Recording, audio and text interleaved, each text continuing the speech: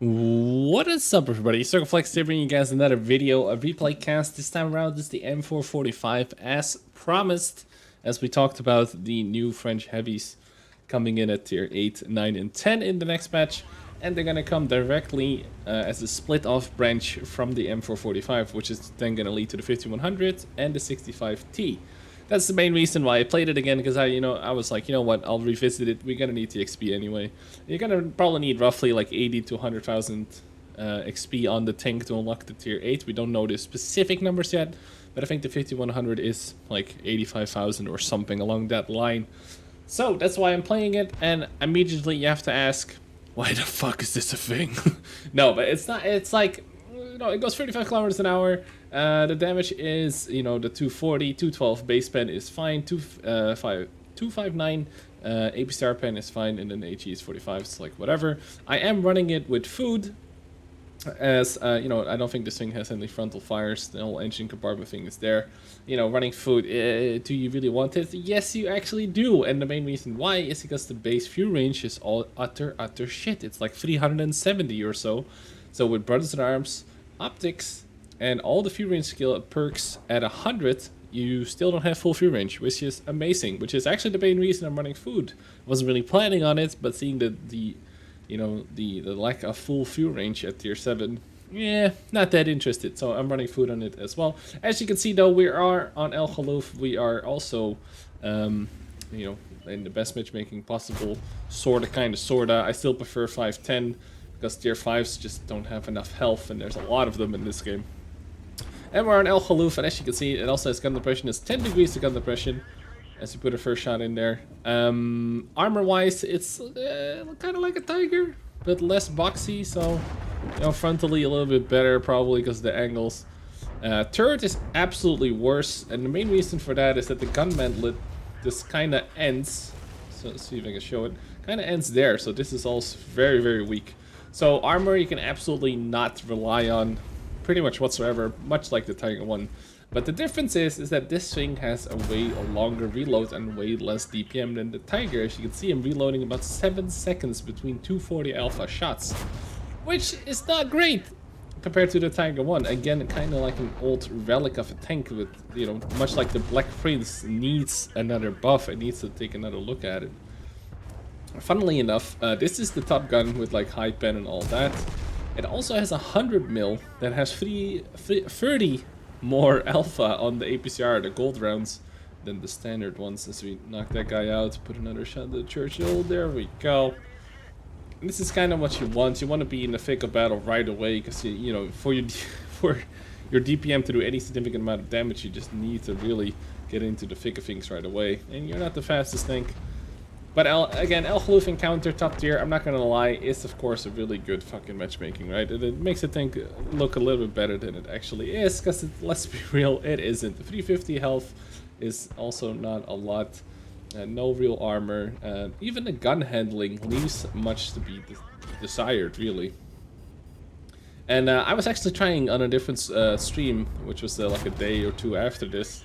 I tried the 100 mil with just spamming the APCR 330 alpha more, which is then 330, and then you actually have about 600 more DPM than this gun. But I think overall you want to go with this gun, and most people will, because like otherwise you're gonna bleed money like it's no one's business, especially when you also have to run the food, of course. And again, the tank itself, it's manageable at this level. At tier 7, it's manageable.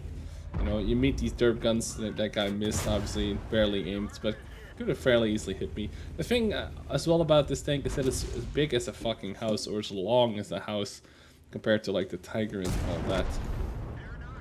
In case you're wondering, by the way, what the numbers are, I saw some YouTube comments. It's my pen versus the armor, basically. Looking to make my mods work again after 6 billion micro patches. I actually used Aslan's, and I put that in there because a lot of the time the stock indicator that's in the game that shows you if you can pen or not was borked in relationship with the server reticle. So here we meet the awesome T43 HE, shooting me twice, actually doing some damage. 104. Holy shit. But yeah, we're just plowing through the enemy team here, showing it off. You know, in the right circumstances, any fucking tank can really, really shine.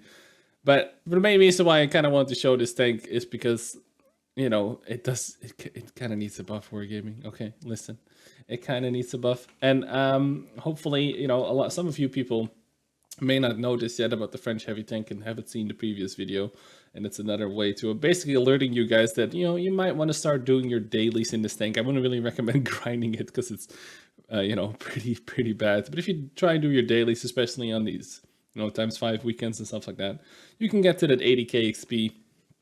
You know, I would shoot for about 90,000 XP or so, and then you're pretty safe to get the new tier 8 right away in the new patch and enjoy that new tank as well. So yeah, a really mediocre thing. If I were to buff it, I would probably give it the 100 mil gun with the 300 alpha and give that, you know, make that the top gun with a decent DPM, and then, you know, keep the -10 gun depression. I think that would be a really unique tier 7, because then it would not just be a shitty Tiger P/Tiger clone. And it would also not be quite up to the Soviet 390 alpha levels. And I think you would have a fairly unique tank. So that's kind of what I'm thinking about it. Would love to hear your thoughts on how you would kind of buff this tank. Obviously, it's not going to be insane as a tier 7 heavy. And it would also, you know, it would kind of be more like the T29, I guess, with the 300 alpha. You know, almost forgot about that one. But I feel, you know, if you make this maybe a little bit more maneuverable, you would have, well, a more agile T29 that doesn't have the turret armor. You know, stuff like that would be kind of dope, I think. But yeah, that's how I would probably tackle it, just, you know, on top of my head. Wondering what you guys would feel about it. Let me also show you the post-game stats, because I know somebody's going to ask for it.